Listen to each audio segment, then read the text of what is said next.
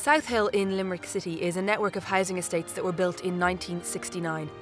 I visited the community centre there to see a healthy food project that promotes access to affordable, healthy food for the locals.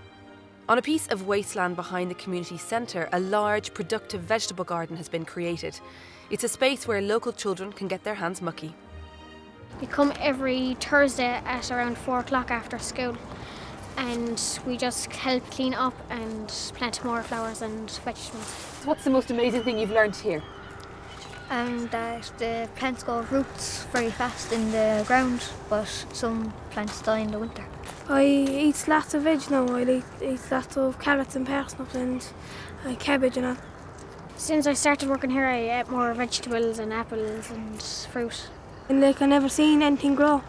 Never seen any potatoes or nothing being taken out of the ground. What did you make of it when you saw it for the first time? I thought it was amazing. Barbara Mulcahy is the gardener in charge of the project. Tell me a little bit about the education part of this. It's a beautiful transformation and it's a beautiful garden, but there's a lot of education going on here as well. Yeah, it's very informal education because a lot of people get their backs up if you think they're having been told what to do, you know.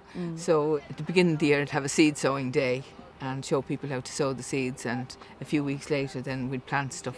Then in the autumn there we had a harvesting day, took the tomatoes and the cabbages and everything, and we made soup in that. She wants beans and she wants carrots. In the summer now we had peas, and they'd run over to get the peas and they'd get a pod each, and I'd show them how to open them and show them how to take out the peas, and they'd eat them, you know. Oh, they love the strawberries. I nearly have to have an armed guard on the strawberries when they're coming out. And I do say to the kids, take them, you know. I'd rather see them taking them and enjoying them.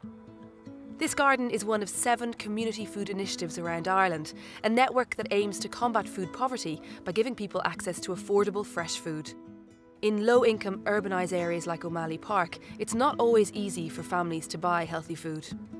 For people living here in the community, what are the main barriers to accessing healthy food? I think one of the main barriers would certainly be price. Good quality fresh fruit and vegetables are often seen as being quite expensive, and they can be difficult to access in a community that has limited maybe shops around the area. There's one large supermarket, but in terms of your easy to stop into local convenience store, they're not really part of the social fabric of the area. With the community garden, we're showing people how easy it is to access fresh produce on their doorstep. So they come down, they can get the basic skills from our community gardener, and they can bring that into their own home. With our cafe, we like to offer people something that's affordable, it's nutritious, we don't have fizzy drinks, we don't have a deep fat fryer. We make it easy for people to make a good food choice for themselves and for their children. The problem of accessing healthy, affordable food isn't unique to South Hill. It's experienced by many communities around Ireland. In fact, about 15% of the Irish population experiences some type of food poverty. Almost 1 in 5 children going to bed or to school hungry simply because there's not enough food in the home. People are struggling to pay their bills, to pay their rent, and there's not enough money left over to purchase a healthy diet. But there are other structural barriers that have an impact that make it difficult for people to access a healthy diet. Things like transport, where you live, where is your nearest supermarket. We also have convenience foods being highly promoted in the supermarkets as well, so it's cheaper and easier to buy the convenience processed foods than it is to prepare a meal from scratch. Our own research has shown that it is up to 10 times cheaper to meet your daily calorie needs through foods that are high in salt, sugar and fat than it is through buying fresh fruit and vegetables, lean meat and fresh fish. Anne lives in South Hill with her 2 children, and she has first-hand experience of how difficult it is to access affordable, healthy food. When it comes to access to good food and a good variety of food, what are the major problems? The major problems are just there's nowhere to buy it. There's nowhere local that you can buy it. You have to travel, and the bus services don't go there all the time. So unless you have a car, you just have to deal with what we have. It's all frozen foods, and like you buy 1 big pizza, get 1 free. I don't see when I go in there, buy 1 bag of bananas and you get the second one free. It's all frozen foods, chocolates, all the deals are on those. Not knowing where your food comes from is an increasing problem in Ireland, and it's one that Anne recognises in her community too. Like a little girl came in last week and she didn't know a carrot came from the ground. And I was surprised with that, and she didn't know potatoes came from the ground. And when she came to our garden in the area centre and we made her pick the carrot and pick the potato, she was so happy when she went home. South Hills Garden and Cafe are part of Limerick's Food Partnership. It seeks to improve people's health by increasing access to healthy food. Across the city is St Munchin's Centre in Ballynanty. They have their own community garden too. Combating food poverty isn't just about accessing healthy food, it's also about skills in the kitchen. Today we're going to make some white sauce scones. Some people come in and they have never made a scone in their life. They've never made some bread. They've possibly never made a proper dinner for their child sometimes.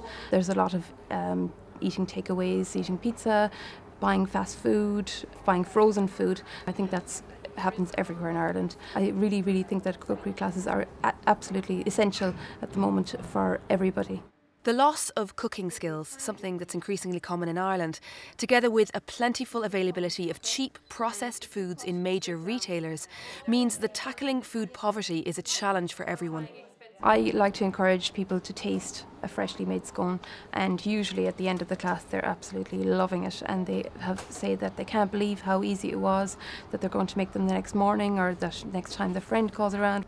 They have actually learned something, a new skill for themselves, and it's a lifelong skill as well.